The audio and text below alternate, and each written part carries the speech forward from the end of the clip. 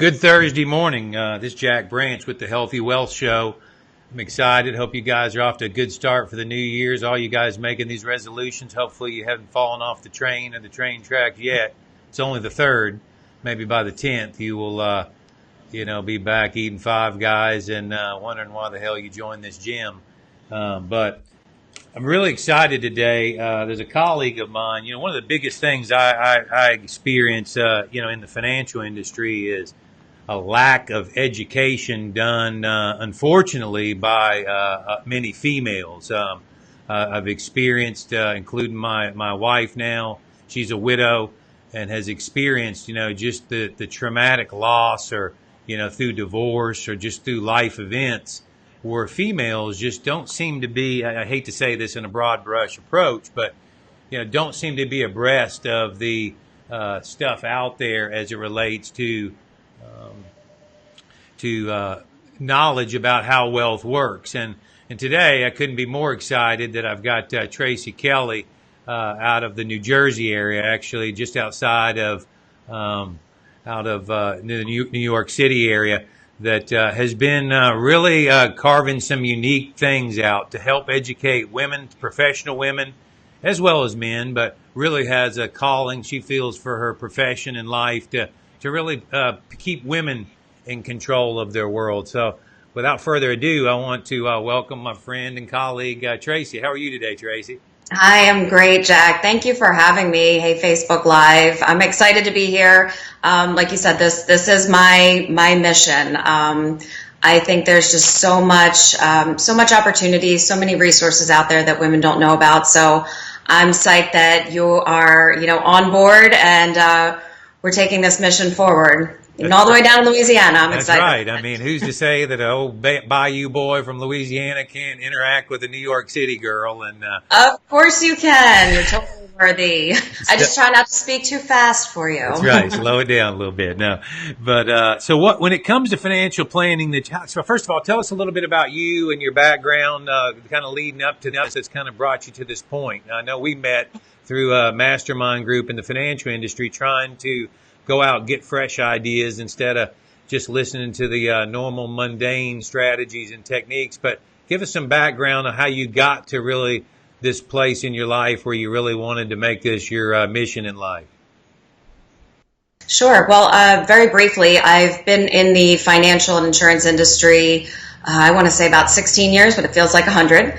And I started out actually right out of grad school. I was in New York City, thought I was going to be in fashion. I went to FIT and realized real quickly that was a hobby and not a career. And my dad's been in the industry forever and said, just give it a shot. You like people. And I went to work for one of the big insurance companies, and fast forward, here I am today. I love it. And I was very blessed that about 10, 12 years ago, I met one of my many mentors who showed me a different way of planning outside what the big companies were teaching us, which I think is a little bit flawed. It's only maybe half the story. So for the past dozen years, I've been working independently on my own, as an advocate for my clients. And right now, I'm based out of New Jersey, but, have clients all across the country. And my company is Kelly Green Wealth. And I also have another company called Emerging Green that focuses on the development and improvement of female advisors, because I think we're very underserved in this market as well. So how would they find your website? I could throw that in the chat section. Where might that? Sure. Best way to find me online is www.kellygreenwealth.com, and it's KELLYGREENE wealth.com. Awesome.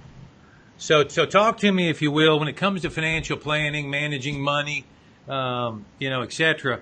Why do women really need to plan differently, you think? Or what is it that really women in general need to have their arms around as it relates to planning? Sure. Well, I mean, I guess the answer to the question of do we need to plan differently is really yes and no, in the sense that we all have a lot of the same monetary needs. We all have to, kind of the end game is how do we convert what we're earning into money. So in that sense, we're all the same. But where things are a little bit different for women is we have certain unique challenges. And historically and statistically, women are underprepared financially. Now, I don't think that's because we don't have the intellectual capacity to do it. I just think, we're catching up with the times as well. And so now finally realizing that, we all have the same resources. And I think the most important thing that any woman can do, single, married, widowed, divorced, it doesn't matter if you're 6 or 60, is find your voice and be your own advocate. And I think that's what we don't see a lot of, is finding your voice, because statistically speaking, at some point in your life, I don't care if you're married, I don't care what the story is, at some point in your life, you most likely will be on your own, whether that means widowed, single, divorced.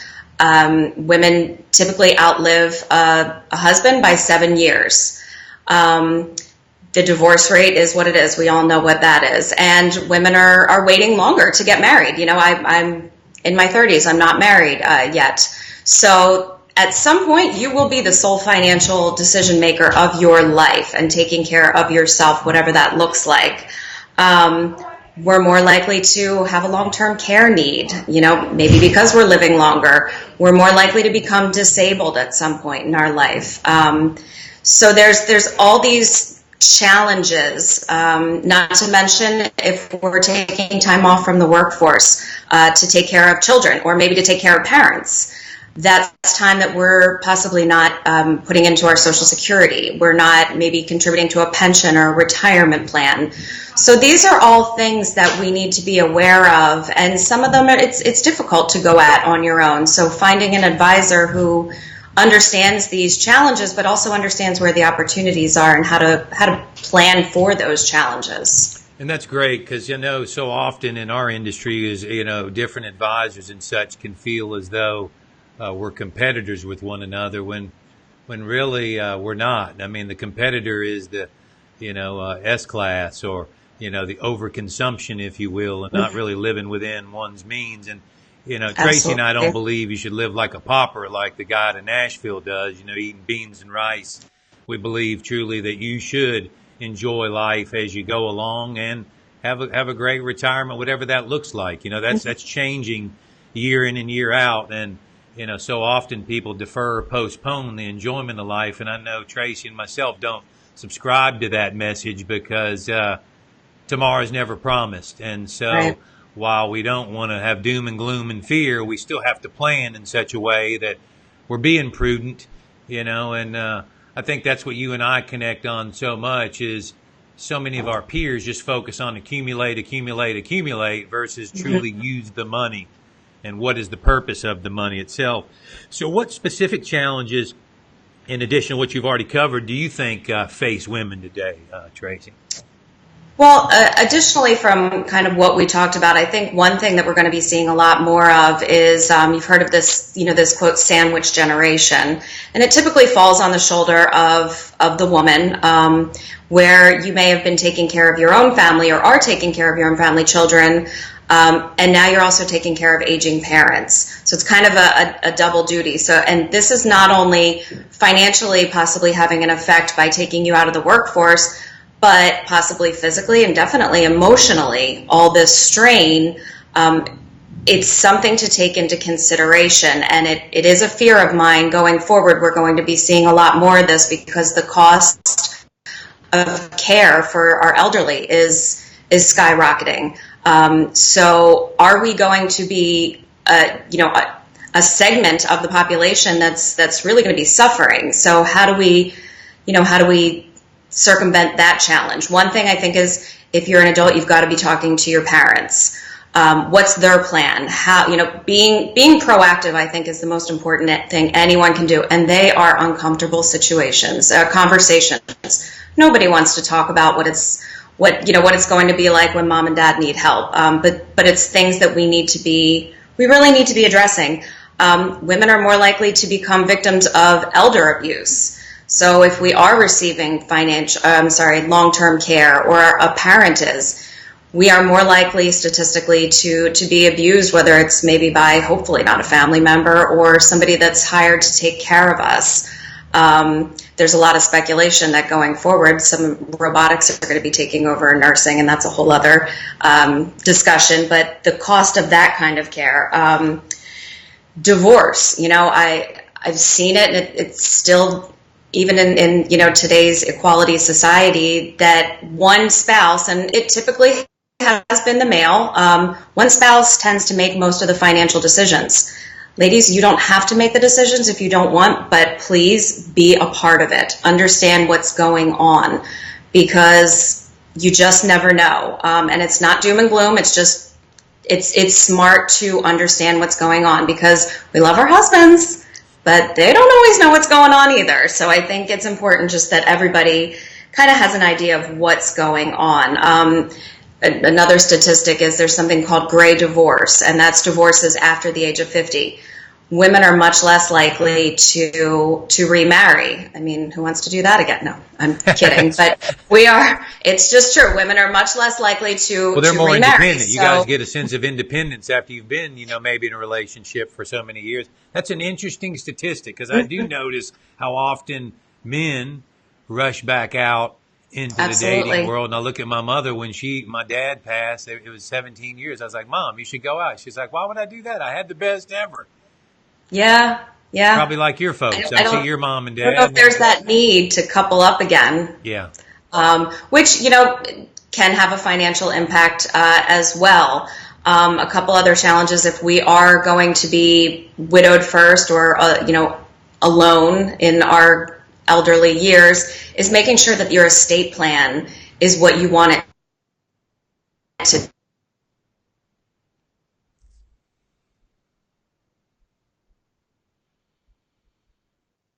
be. After your death, the way that you wanted them to be.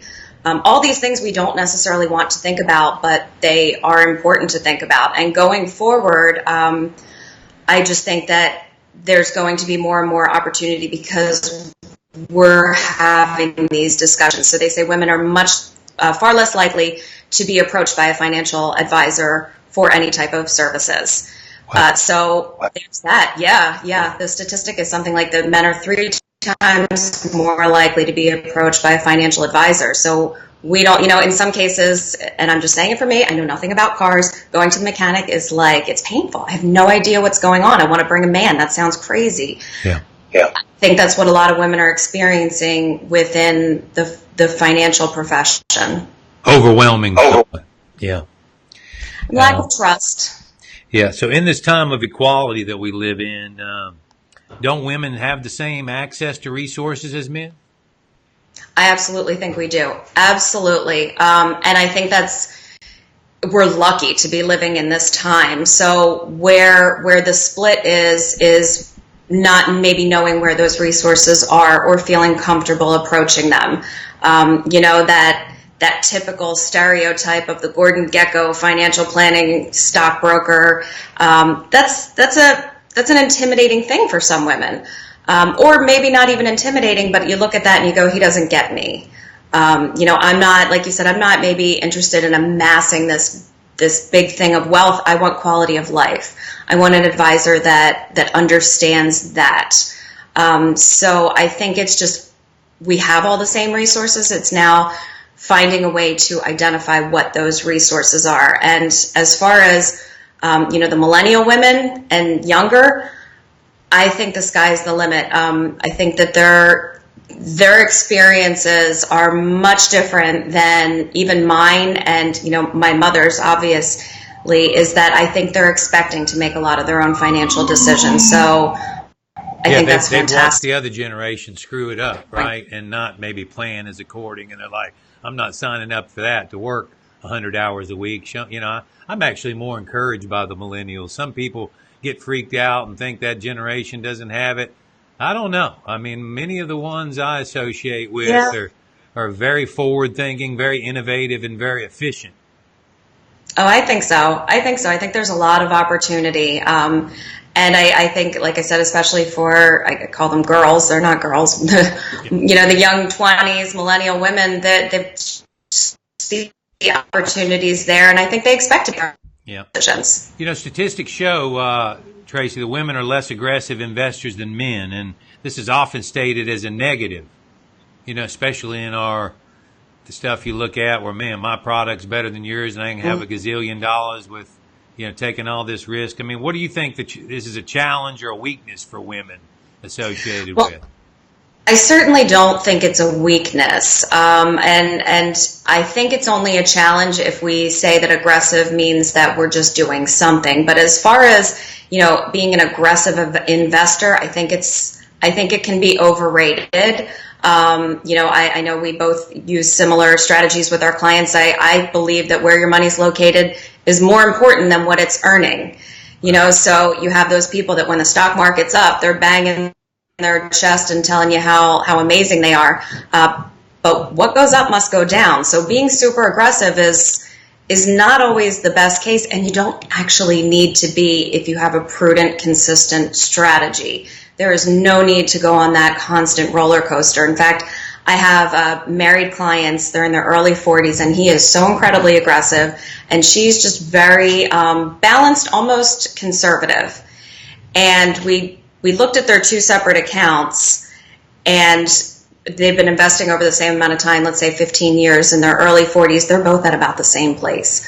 Only, he's popping my Lanta every time that the stock market goes down. So I think if we're being proactive and we have a strategy, that not being uber aggressive is actually a strength. Yeah, that's good. That's real good. And I think what you said about, the female advisors and such, I think there's such a huge opportunity there, quite frankly, because men aren't great listeners. Let's just face it. We're not as good and in tune as listening. That's one of the areas I'm really trying to grow in, and Renee's helping me grow in it because she's a strong woman. Baby, I love you. So she's very intentional and very in tune, where we can get on the couch and check out. And you guys really listen very well. It's that, I don't know if it's that DNA, in a female or what have you, but it's very much different. I know you have this conference coming up too in middle January. I don't want to overlook that on the 15th. And then I got a couple other questions, but tell us a little bit about what that is and who that's targeted to on January the 15th. And I'll drop that link, or Traci will, once we finish up this live.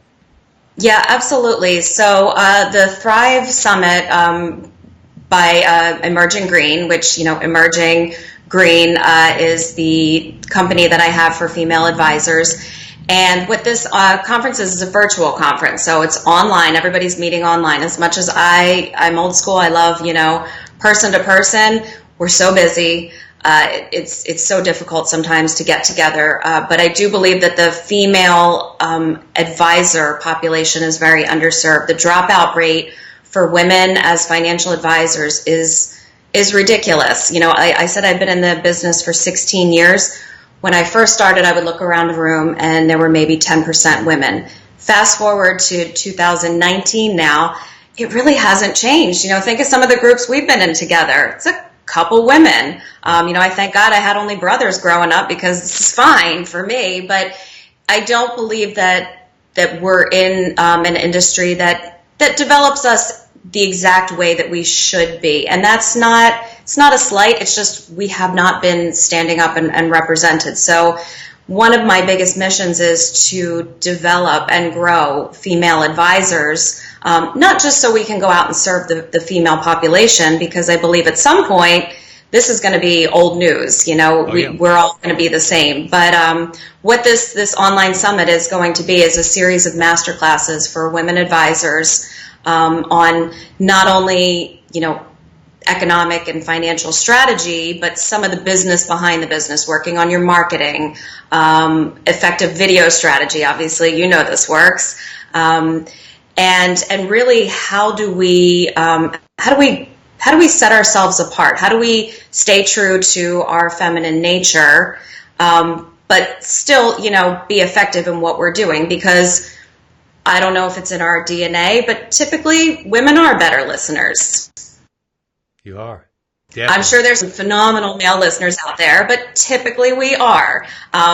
I've sat in some conferences where we're talking about how to be an active listener for 3 hours, and I'm going, oh my gosh, what do I have to work on? So what holds me back or propels me may be different than a male advisor. So the Emerging Green Summit is launching on the 15th and will be live for 3 weeks. I will drop the link below. If there's any women advisors, I think we can all use a little boost. It's the perfect time of year to work on your business. And maybe we tag the other people that are participating, the other marketing specialists. Maybe go through there and look, if you're working with a female advisor, some female advisors, just tag them in this, and their name, and they could connect with Traci and these others. Now, did I see Rebecca was involved in this too? Yeah, a sharp lady, Rebecca Walls. Absolutely. I mean, sharp tax lawyer. I mean, very great advisor. I mean, doing these classes I've noticed on social media all over the country, whether it's in Arizona,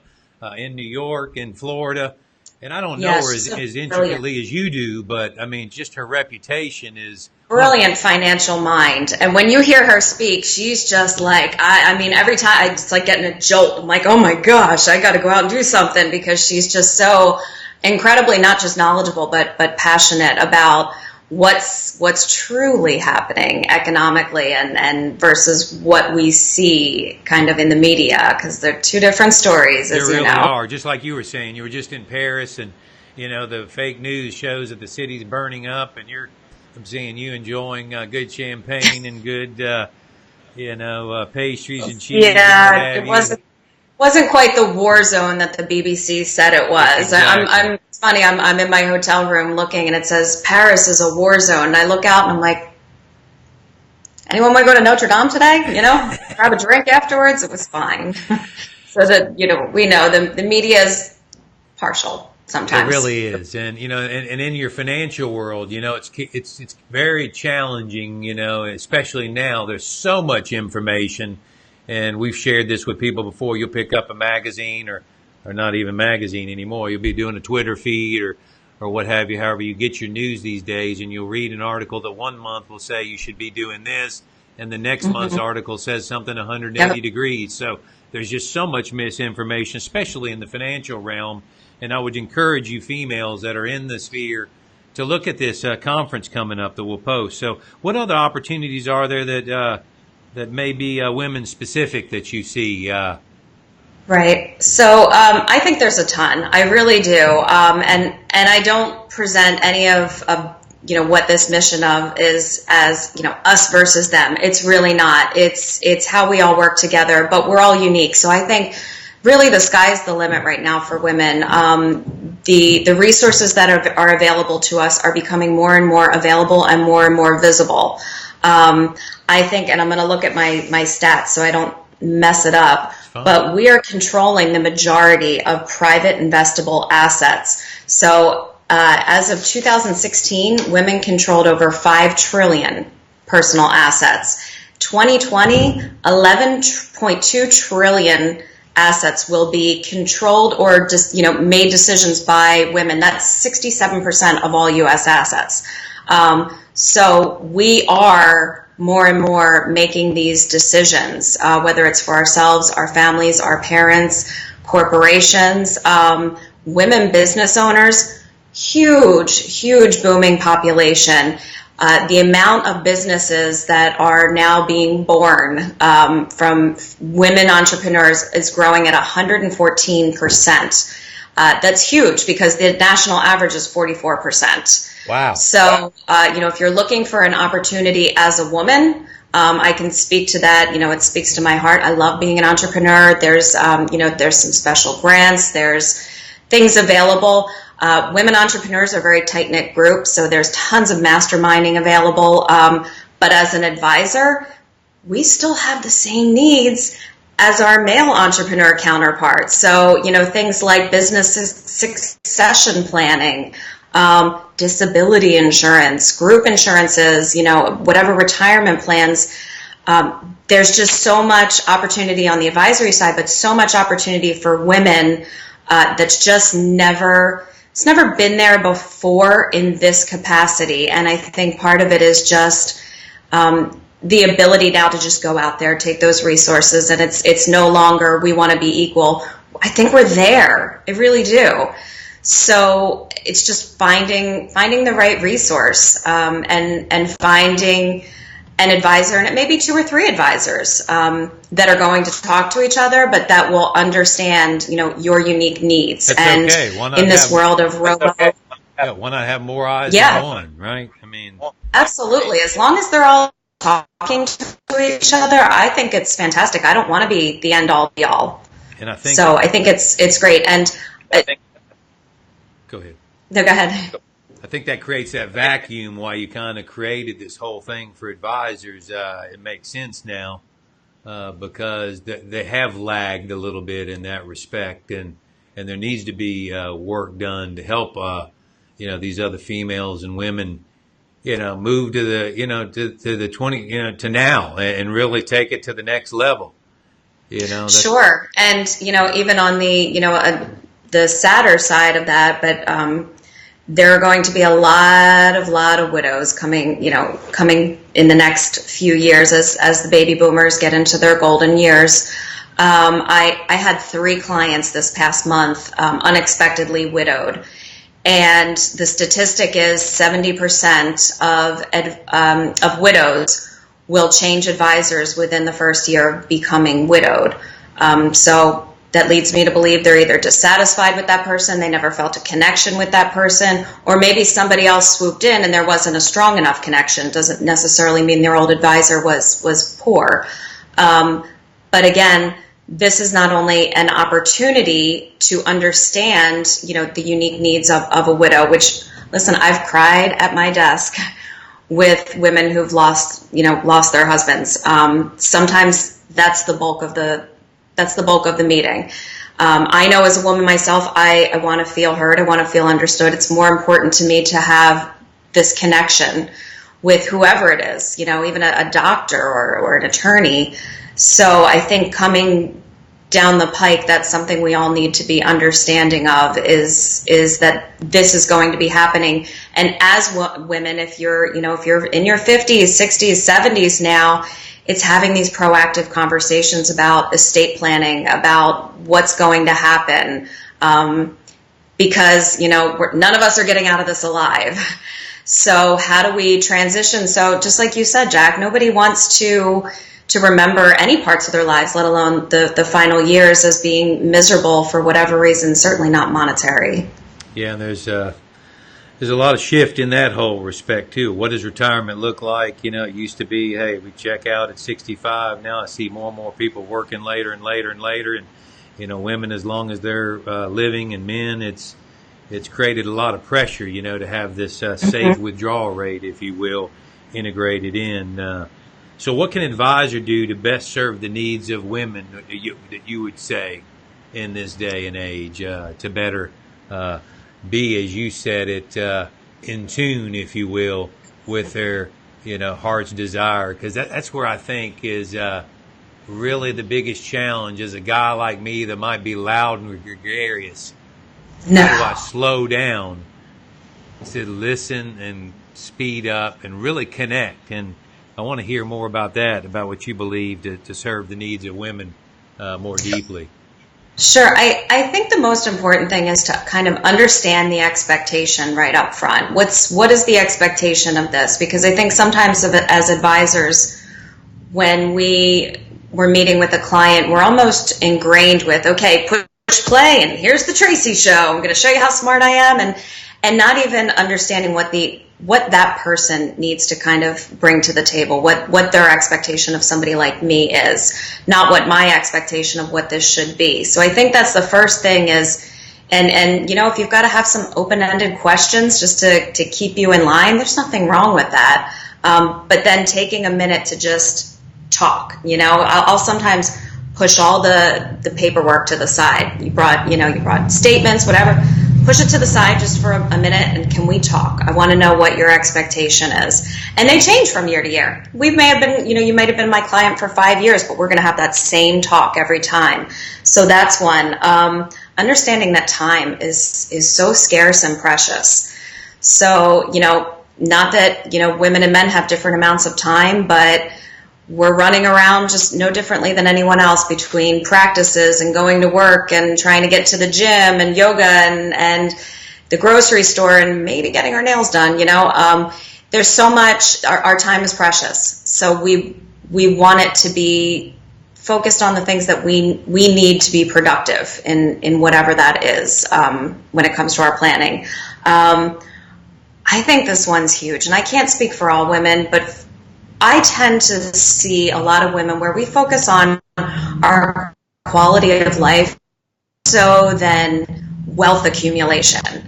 And yes, in some circumstances they go hand in hand, but I could care less to say I have this much in the bank, or I'm a millionaire, or I'm not, or I need to make X amount.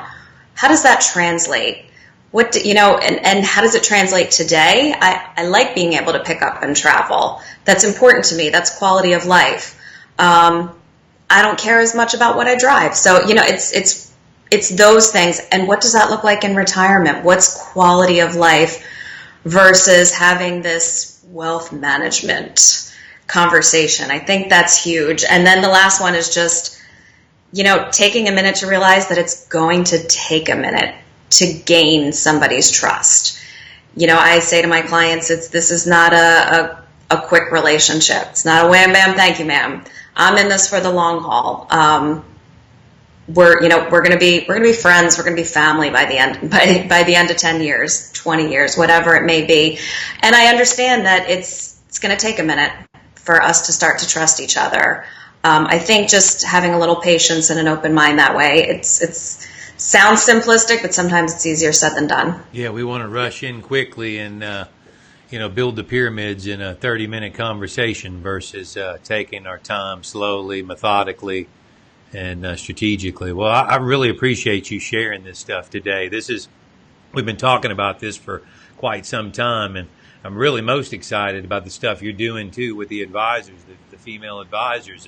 And we definitely need to plug Rebecca and those others into the comments so then they could share, and definitely share this content if you've got some value out of it. I'll put also her website, Traci's website. Look, the reality is this is a real personal thing, having a conversation about money. So if I think that I'm the only option versus my colleague here being an option, I'd be kidding myself. I mean, she's very intelligent, very relational, and very good and tender but strong at what she does. So I would encourage you to reach out to her if you're wanting to get some more information, whether you're a female or a man. And so, she works in a myriad of states. So I've really enjoyed our time, and thank you. And Me too. And again, I hope you guys will tune in. We do this show every Tuesdays and Thursdays, where really the whole goal with Healthy Wealth is to not only just meander through accumulating a bunch of money, but also making sure that we're good stewards with our time, talent, and treasures. And there's times in life where we'll go through difficulties or struggles. And really, it's my goal to help people navigate through those valleys, to climb to the pinnacle, and then go down the hill, and there's going to be another valley. So how you deal with not only your wealth, but also your health, they're two essential ingredients to living a life worth living. So thank you again for tuning in, and thank you, Traci, for your time. And we will see you next Tuesday when we come back with this Healthy Wealth Show. Y'all have a great day, and Happy New Year.